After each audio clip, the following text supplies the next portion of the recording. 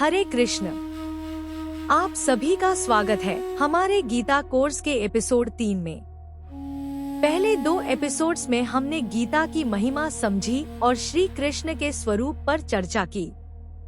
अब समय आ गया है उस महान क्षण में प्रवेश करने का, जहां से भगवत गीता की कहानी वास्तव में शुरू होती है।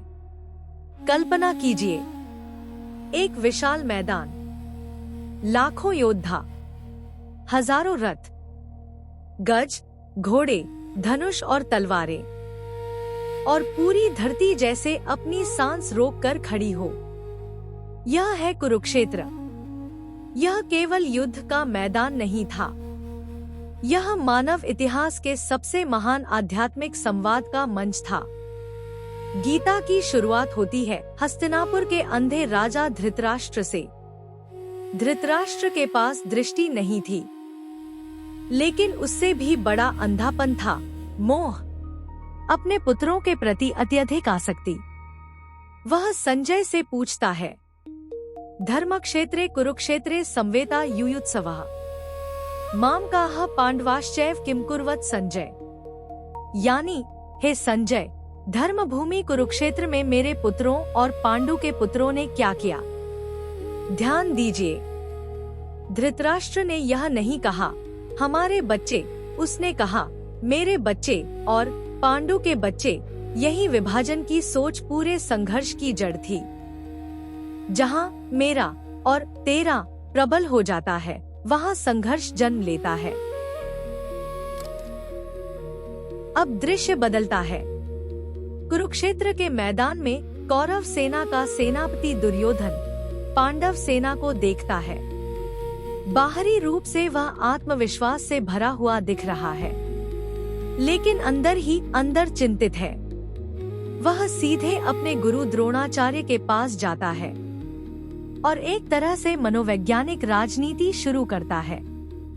वह कहता है, गुरुजी, देखिए पांडवों की सेना कितनी व्यवस्थित है, और खास बात यह है कि उस सेना का व्यूह बनाने वाला धृष्टद्युम्न था। वही धृष्टद्युम्न जिसका जन्म द्रोणाचार्य के वध के लिए हुआ था। फिर भी द्रोण ने उसे शस्त्र विद्या सिखाई थी। दुर्योधन जानता था कि द्रोण के हृदय में पांडवों के प्रति स्नेह है, इसलिए वह बार बार उन्हें उकसाता है। उसके पास 11 अक्षौहिणी सेना थी, पांडवों के पास केवल 7। उसके पास भीष्म, कर्ण, कृपाचार्य और अश्वत्थामा जैसे महान योद्धा थे। फिर भी उसके मन में शांति नहीं थी। क्यों? क्योंकि संख्या बल से जीत नहीं होती। जहां धर्म नहीं होता, वहां अंदर ही अंदर भय जरूर होता है। अब समय आता है युद्ध की आधिकारिक घोषणा का। भीष्म पितामह अपना शंख बजाते हैं। पूरा मैदान गूंज उठता है। लेकिन उसके बाद जो होता है वह और भी अद्भुत है। एक दिव्य रथ पर श्री कृष्ण और अर्जुन विराजमान है। सफेद घोड़ों से युक्त वह रथ दोनों सेनाओं के बीच चमक रहा है। कृष्ण अपना पांचजन्य शंख बजाते हैं। अर्जुन देवदत्त शंख बजाते हैं। भीम अपना पौंड्र शंख बजाते हैं, और उनकी ध्वनि पूरे कुरुक्षेत्र में गूंज उठती है। शास्त्र बताते हैं कि उस शंखनाद ने कौरव सेना के हृदय को कंपित कर दिया, क्योंकि उन्हें एहसास हो गया था पांडवों के साथ केवल सेना नहीं है, उनके साथ श्री कृष्ण है। इसी समय अर्जुन कृष्ण से कहते हैं, सैन्योरुभयोर मध्ये रथम स्थापय में अच्युत। यानी, हे अच्युत, मेरा रथ दोनों सेनाओं के बीच ले चलिए। अर्जुन देखना चाहता था कि उसे किस किस से युद्ध करना है।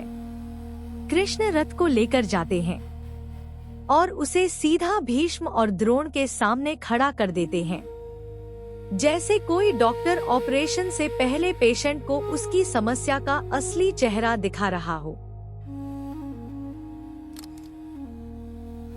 अब जो होता है वही पूरी गीता का आरंभ है। अर्जुन सामने देखता है, वहां शत्रु नहीं खड़े, वहां उसका परिवार खड़ा है। भीष्म पितामह गुरु द्रोणाचार्य, मित्र, भाई, रिश्तेदार। और तब अर्जुन का मन टूटने लगता है। उसके हाथ कांपने लगते हैं, मुख सूख जाता है, शरीर कंपित होने लगता है और गांडीव धनुष हाथ से फिसलने लगता है। यहाँ अर्जुन युद्ध न करने के 5 बड़े कारण देता है। नंबर 1, दया और करुणा। मैं अपने ही लोगों को कैसे मार सकता हूँ? उसके हृदय में करुणा जागती है। नंबर 2, सुख का क्या लाभ? यदि मेरे अपने ही नहीं रहेंगे तो राज्य और विजय का क्या अर्थ? आज भी हम कभी कभी यही सोचते हैं, सफलता मिल भी गई तो उसे बांटने वाला कौन होगा? नंबर 3, पाप का भय। अर्जुन सोचता है कि गुरु और परिवार का वध करना पाप होगा। वह इस पाप का भागी नहीं बनना चाहता। नंबर 4, पारिवारिक व्यवस्था का विनाश।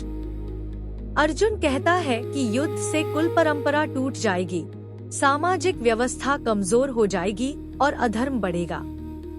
यह उसकी दूरदृष्टि को दर्शाता है।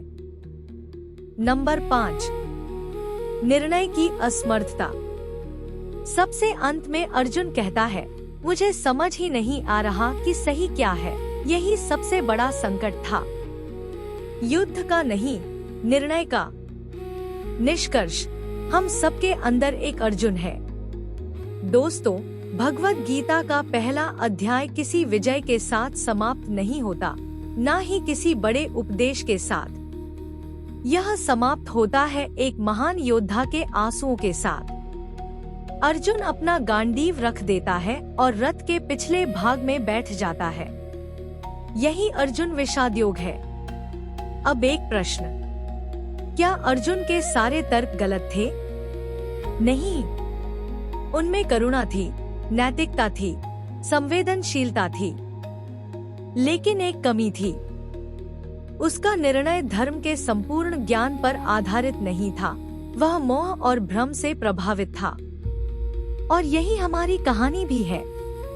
हम सबके जीवन में एक कुरुक्षेत्र है, कभी करियर को लेकर, कभी परिवार को लेकर, कभी संबंधों को लेकर, तो कभी अपनी पहचान को लेकर। और कभी कभी हमारा भी गांडीव हाथ से छूट जाता है, हम भी थक कर बैठ जाते हैं। इसीलिए गीता का पहला अध्याय बहुत महत्वपूर्ण है। यह हमें सिखाता है, पहला कदम समस्या को पहचानना है।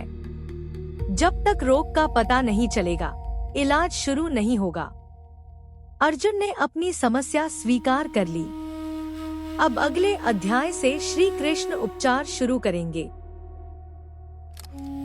आज का होमवर्क। नंबर 1, भगवद गीता अध्याय 1 का सरल पाठ कीजिए। नंबर 2, अर्जुन के 5 कारणों को अपनी नोटबुक में लिखिए। नंबर 3, सोचिए आपके जीवन का वर्तमान कुरुक्षेत्र क्या है।